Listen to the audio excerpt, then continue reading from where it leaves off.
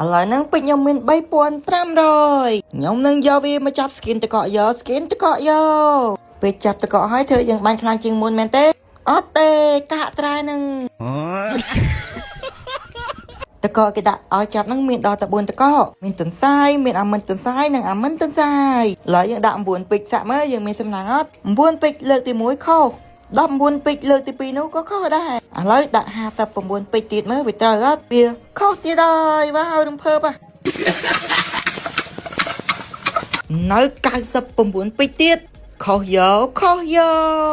ហើយបើអ្នកគ្នាចង់ទិញពេជ្រចាប់វិញអ្នកគ្នាអាចដាក់បាននៅ page Cry Bobby Store បន្ទាប់មកយើងចាប់200ពេជ្រទៀតបួកអត់ត្រូវទៀ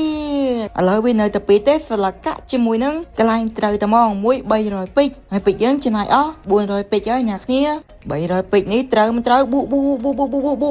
កផាច់ត្រូវហើយអ្នកគ្នាអូយចូលតកល្អមកតិចជាប់កាចជាងគេកុំអត់ល្អតកកាក់យក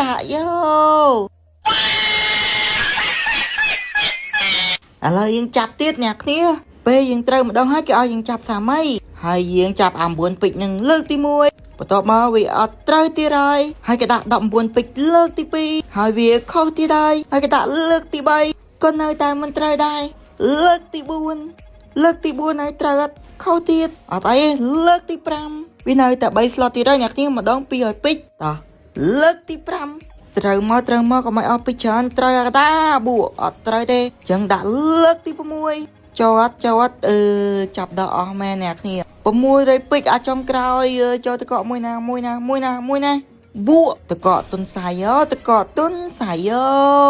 ម៉ែគាត់តែ skin តក2000ពេជ្រអ្នកគ្នានេះបាននេះហើយ skin តកខ្ញុំមិនចេះតិចឡើង9ទៅ10គ្រាប់ឡើយខ្ញុំដាក់អាទុនសាយនឹងម្នាក់ឯងវាវាដាក់ផ្សេងទេ